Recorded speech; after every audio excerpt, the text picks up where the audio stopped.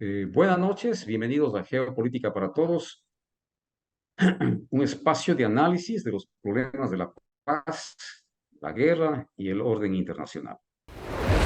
And we are American. Does not presuppose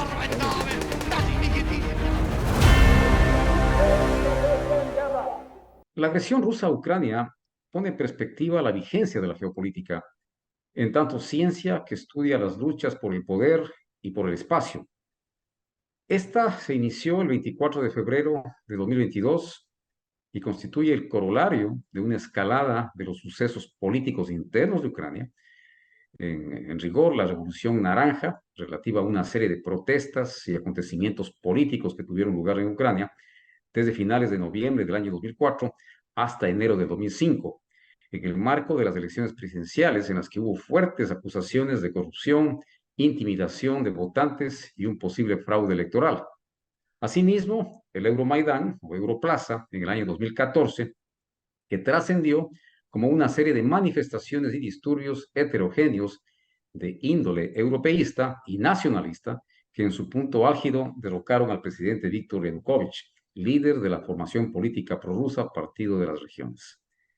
En cuanto a la guerra per se que había referido, iniciada en febrero del año 2022, pues esta supone el mayor ataque militar convencional y la mayor contienda bélica en suelo europeo desde la Segunda Guerra Mundial. Este conflicto está generando un número creciente de víctimas que hasta mediados de este año ha causado la muerte de más de 9.000 civiles y decenas de miles de soldados. Los combates también han propiciado la mayor crisis de refugiados en el continente. Se estima en más de 7 millones de ucranianos que han abandonado el país, sin mencionar el daño ambiental significativo y el peligro en la disponibilidad de alimentos a nivel global. Esta invasión estuvo precedida por una concentración militar en las fronteras de Ucrania que dio comienzo a mediados del año 2021. Durante este periodo de tensión diplomática, el presidente Vladimir Putin criticó la ampliación de la OTAN posterior al año 1997, mientras negaba repetidamente que Rusia tuviera intenciones y planes de invadir Ucrania. No obstante, el 21 de febrero siguiente, Rusia reconoció a la República Popular del Donetsk y a la República Popular de Lugansk, dos estados autoproclamados en la región del Donbass, en el este de Ucrania, y envió tropas a esos territorios en apoyo de esta tendencia secesionista. Con la autorización del Consejo de la Federación Rusa, el 24 de febrero, Putin anunció una operación militar especial en el territorio del Donetsk y Lugansk, que lo consideramos un eufemismo con el que Putin denominó a la realmente invasión y ataque a Ucrania. Para analizar este tema, se encuentra con nosotros el abogado por la Universidad de Guayaquil, Carlos Cornejo Vaquero, con estudios sociológicos por la Universidad Complutense de Madrid y analista en temas de relaciones internacionales. Damos la más cordial bienvenida al abogado Cornejo. Asimismo, agradecer a los grupos que nos permiten compartir este programa, cuyo alcance aproximado es de 286.000 personas. Carlos, qué gusto, bienvenido a este programa. Muchas gracias. Buenas noches, Tim. He concurrido a esta invitación formalmente planteada por ti a efectos de exponer mis puntos de vista con respecto a la temática lata planteada con antelación. Muchas gracias, Carlos. Para entrar en materia, te formularé unas preguntas que son más bien para que nuestros seguidores puedan ilustrarse con tus conocimientos respecto de este conflicto, un conflicto actual. Quisiera iniciar refiriéndome a que Napoleón Bonaparte solía decir que conociendo la geografía de un país se podía intuir su política exterior. En este sentido, Rusia, con más de 16 millones de kilómetros cuadrados, 11 usos horarios, ubicado a lo largo de Eurasia, paradójicamente no lidera Eurasia. De hecho, lo hace los Estados Unidos. ¿Cuál consideras tú, Carlos, que sea el imperativo geopolítico de Rusia que explique la guerra con Ucrania? Sí, no cayendo en simplismo, sino remitiéndome a la objetividad, se trata que en el mundo actual, desde hace posterior del año 89 a la caída de la Unión Soviética, ha habido una recomposición de carácter socioeconómico y político en lo que refiere a la insurgencia de las potencias emergentes que se encuentran en Asia. China, la India, ¿por qué no expresarlo? Obedeciendo a la verdad, la República Islámica de Irán, la geopolítica que se pretende imponer a Siria, la que se puso Irak, y a la Rusia actual. En ese contexto insurge el protagonismo y la reaparición del liderazgo ruso en este mundo. Carlos, el presidente Putin, en un momento de la historia, en la transición de la ex Unión Soviética a la Federación Rusa actual, acusó a Gorbachev de haber debilitado la seguridad de Rusia y ha calificado el desmoronamiento de la Unión de Repúblicas Socialistas Soviéticas en los años 90 como uno de los desastres geopolíticos más colosales del siglo XX. Así las cosas, la expansión rusa actual supone la nostalgia por la Unión Soviética que intenta reivindicar en su posición de antaño a través de este ataque a Ucrania. ¿Cuál es tu criterio al respecto? No, muchas gracias. Bajo ningún punto de vista se recoge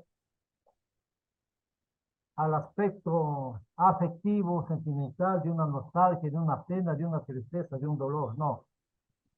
El mundo se reconfigura en la formación y consolidación, según el caso, de las nuevas potencias territoriales geoestratégicas. Los Estados Unidos de América, como gobierno y cogobierno de la NATO, de la OTAN, y los rusos como gobierno de su propio imperio postsoviético, anexando territorios que fueron escindidos de la URSS, como el caso de Donetsk, como el caso de los países y de los países balcánicos, la desintegración de Yugoslavia, que el mundo asistió a una verdadera y franca agresión de Occidente en contra de la Rusia eslava. Es decir, el propósito deliberado de Occidente ha sido desintegrar territorialmente a la Rusia postsoviética. Carlos, pero no escapará también a tu criterio una visión netamente geopolítica, y quiero referirme específicamente a varios pensadores del ámbito geopolítico, de la estrategia geopolítica, específicamente a Halford Mackinder. Yo creería que Putin sí se remite a Mackinder respecto de sus decisiones geopolíticas. Te decía, Halford Mackinder mencionaba que quien domine el Heartland, es decir, el corazón de Eurasia, domina o dominará el mundo entero. Esta es una visión de geopolítica que tiene mucha trascendencia y que posiblemente influye en las decisiones geopolíticas del presidente Putin. En este mismo sentido, el almirante Alfred Mahan, respecto del poder naval, y esto explica posiblemente la razón del por qué es importante que Putin y Rusia como tal tengan control sobre el Mar Negro. Mahan decía que la nación que consiga dominar el mar en la paz y en la guerra controlará el transporte marítimo, dominará el comercio mundial y alcanzará la hegemonía mundial. En este sentido, la política internacional del presidente Putin supone la aplicación de estos paradigmas geopolíticos. El Havlan, que se supone Ucrania, el mar Báltico y el mar Negro, que supone la posibilidad de ser una potencia naval, que es un objetivo geopolítico por parte de Rusia. Y yo creería que este ideario geopolítico, que estoy seguro que el presidente Putin lo maneja, justifica a todas luces desde mi óptica que efectivamente la expansión territorial, iniciando con Ucrania, más allá de lo que tú mencionas, de que efectivamente fueron parte de la Unión Soviética Indefectiblemente Ucrania está unido a Rusia, pero los tiempos han cambiado. Vivimos un momento geopolítico diferente. El mismo Putin lo dijo respecto de la desintegración de la Unión Soviética como el caso geopolítico sin precedentes en la historia. Entonces, mi pregunta es esta. Estos dos conceptos geopolíticos de Halford Mackinder y del almirante Mahan, quizás sean las razones que expliquen el porqué de la política exterior de Rusia. ¿Tu opinión, Carlos? Gracias, Silva. Las referencias tomadas de aquellos pensadores militaristas. Huelga el comentario socioeconómico de la Rusia actual. Porque es obvio, si Rusia pretende mantener su hegemonía sobre el Mar Negro, especialmente el Mar Negro, es lógico, la verdad de perogrullo, con todo el respeto a la audiencia, así, que debe sostenerse con un verdadero sentido de potencia militar.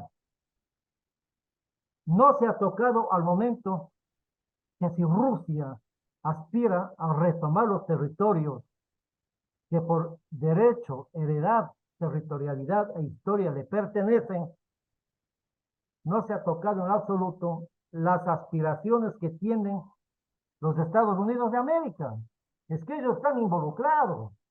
Ellos son el sostén económico, geoestratégico y logístico de las Ucranias de turno. ¿Qué tienen que hacer los Estados Unidos de América? Para mí es un país respetable, los Estados Unidos de América, pero es una potencia que se toma a otros países, a otras territorialidades, por las buenas o por las buenas. Bajo este esquema, Rusia lo que dice es, déjenme recuperar los territorios de la antigua Unión Soviética. Yo respeto los derechos humanos, el desarrollo económico de los pueblos, la ideología de las gentes, pero no puedo tolerar que a Rusia se la desintegre. Rusia está respetando desde el año 89, 1989, un propósito, una acción propositiva de desintegración territorial interna. El presidente Putin, lógicamente ha pasado de la licencia, etcétera.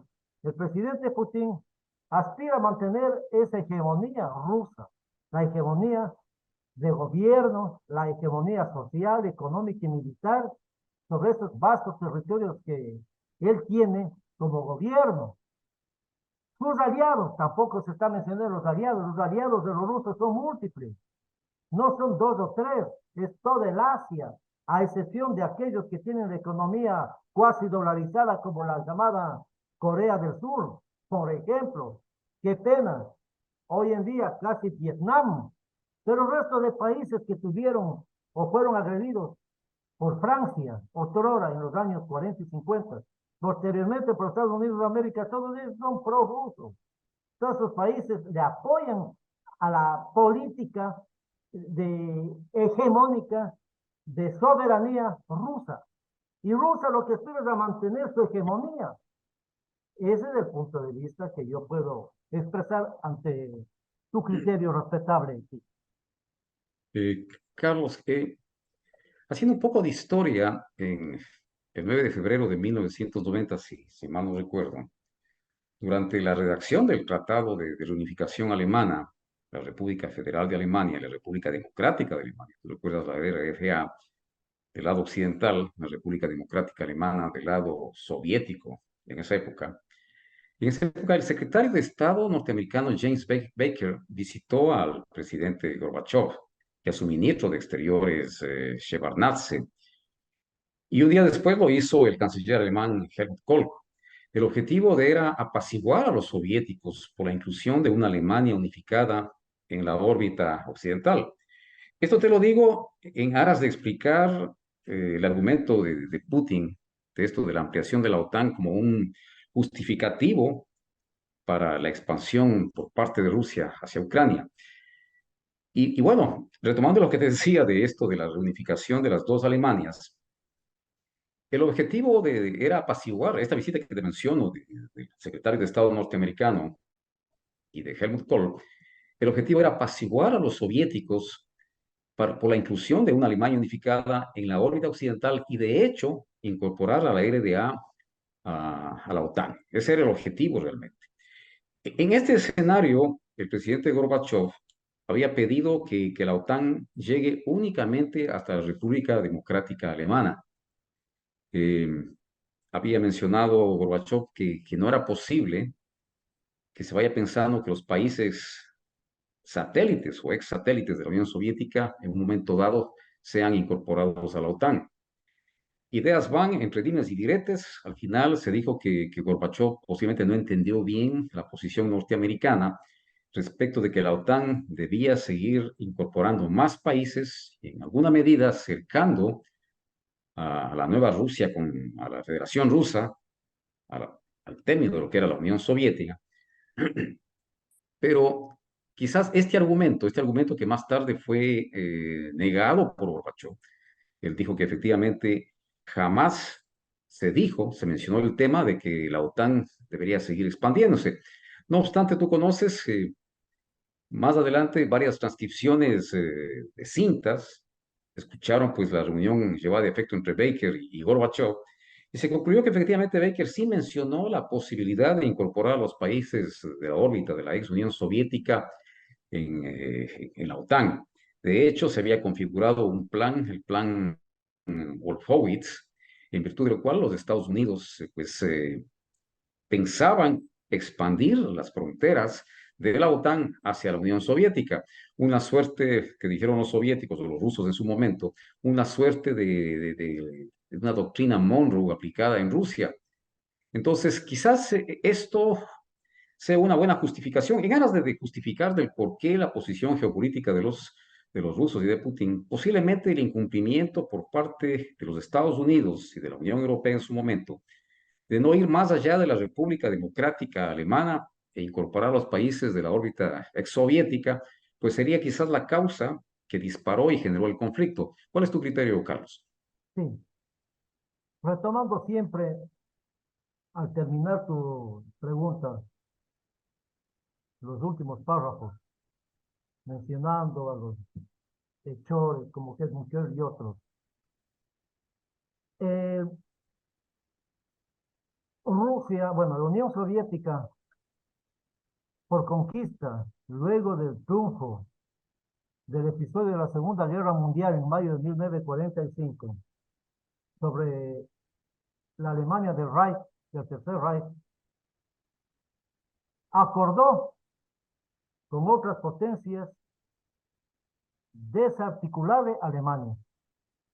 Rusia, el Reino Unido de Inglaterra, Francia, se tomaron Alemania. El oriente es mío y lo demás es de ustedes. Desde ya se habló de una partición del clásico divide y reinarás en contra de Alemania, y estas potencias, a la cabeza de Estados Unidos de América, tomaron el 70% del territorio alemán del Reich a beneficio. Devienen los años, 44 años después, en 1989, del episodio de la terminación de la Segunda Guerra Mundial, en cuanto a que, bien, la Alemania Oriental pertenece a la unidad territorial de la Alemania Occidental. Sí.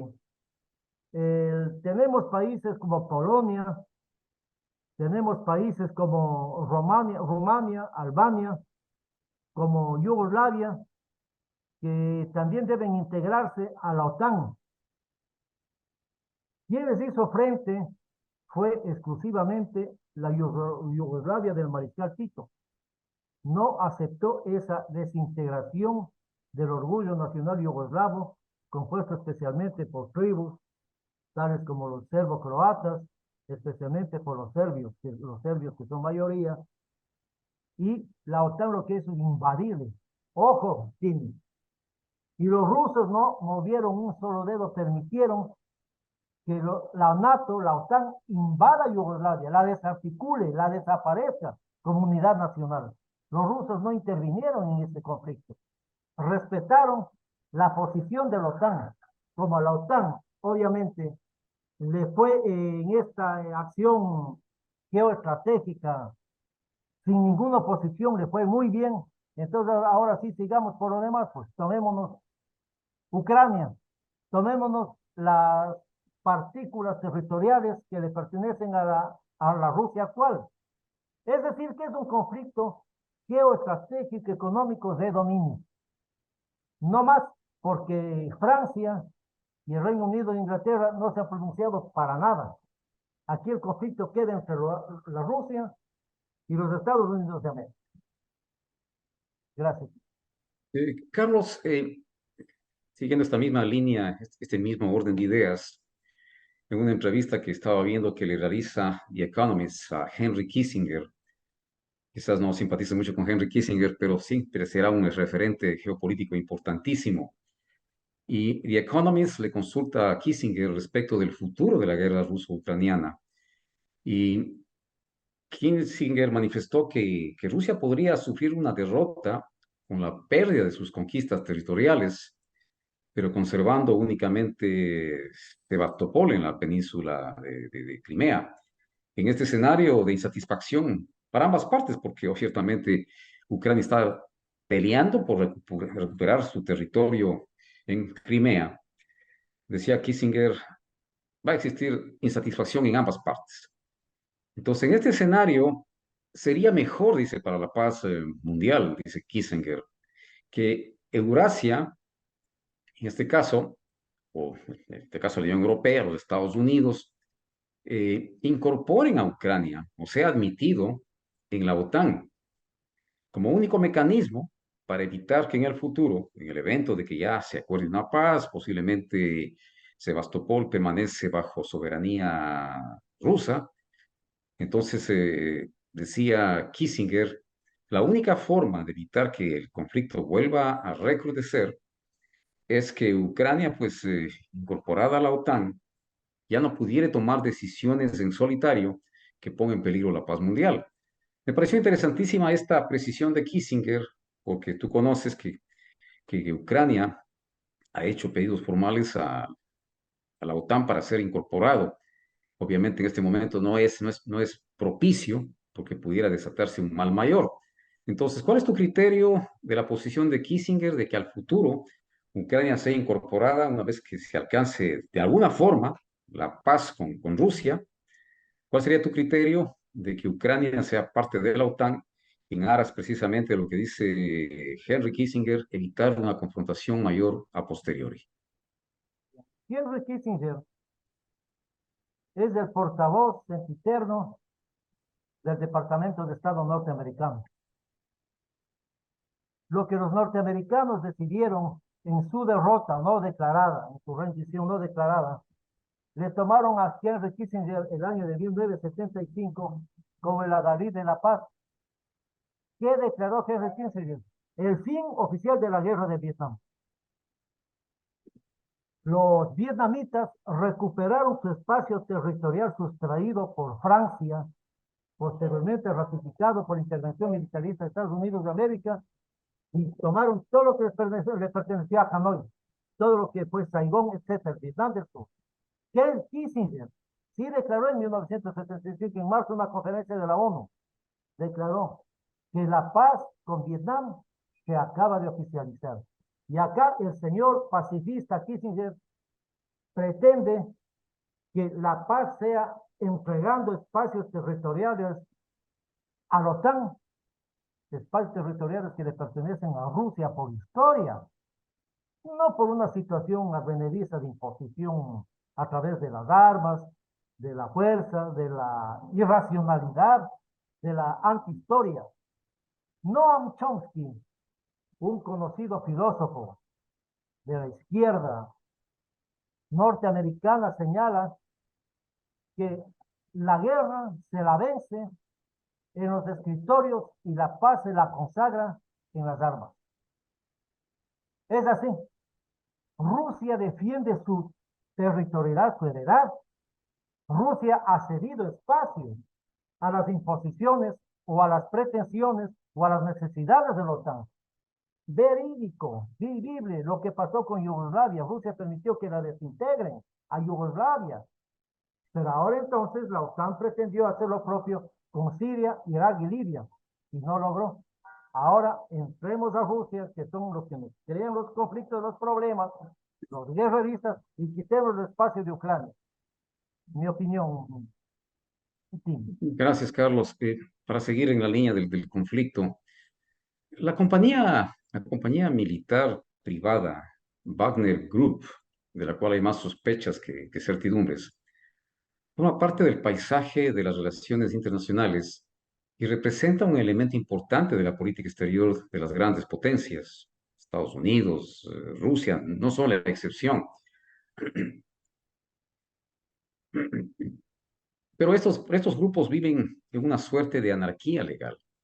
Son catalogados de mercenarios cuando corresponden a los países del este y son catalogados como contratistas cuando son de Occidente. Esta doble moral internacional, ¿cómo crees tú que debería gestionar las Naciones Unidas que ya en el año 2001 expresamente prohibió su empleo en conflictos regulares? ¿Qué opinión te merece este aspecto de la participación del grupo Wagner que ha tomado total notoriedad en estos últimos días?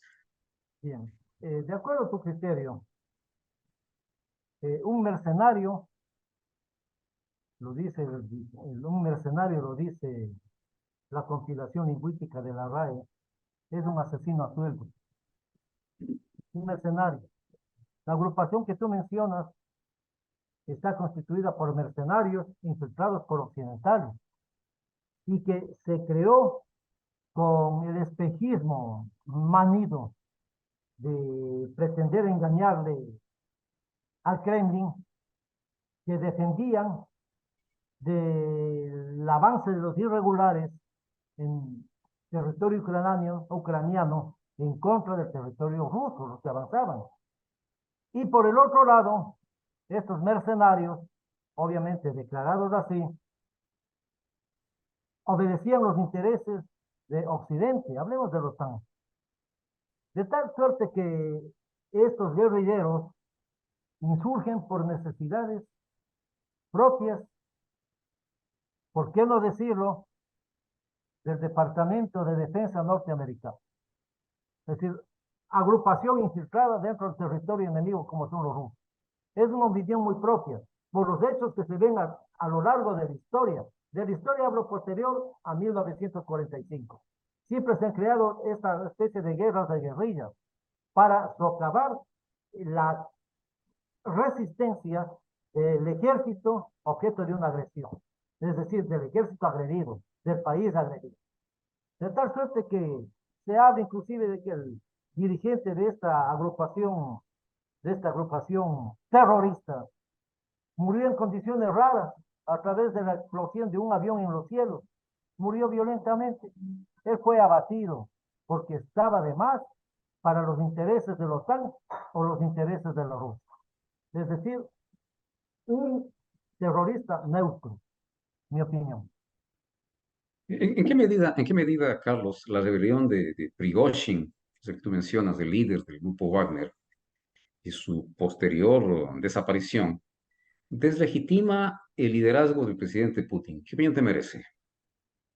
No deslegitime el liderazgo de Putin porque si no aparece como que esta agrupación Wagner, pero la ironía, yo te conocí los estadios de la cultura y de la superación a la luz del derecho internacional público, aspiramos a que Wagner viene ese apellido de un gran compositor musical y guerrerista alemán, Ricardo Wagner, la cabalgata de los Valquirios.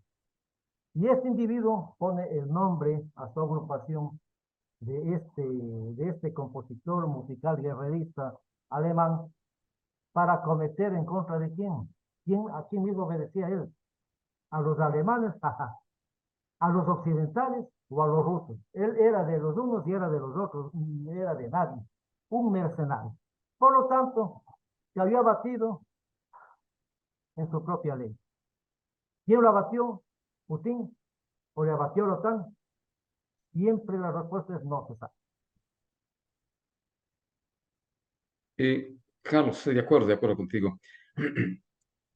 Lo que sí preocupa a la sazón de este conflicto, que no se ve solución en el plazo inmediato inclusive, lo que sí preocupa, te decía, son las amenazas de Putin de la utilización de armas nucleares. La amenaza nuclear por la invasión rusa de Ucrania, pues deja ver una posibilidad de que Rusia use armas nucleares de tipo táctico y el riesgo subsiguiente de una escalada nuclear que involucre a la OTAN. Esta posibilidad de escalada ha sido ampliamente discutida por comentaristas y medios de comunicación, especialmente desde agosto del año 2022, cuando Putin quizás puso en relieve esta posibilidad.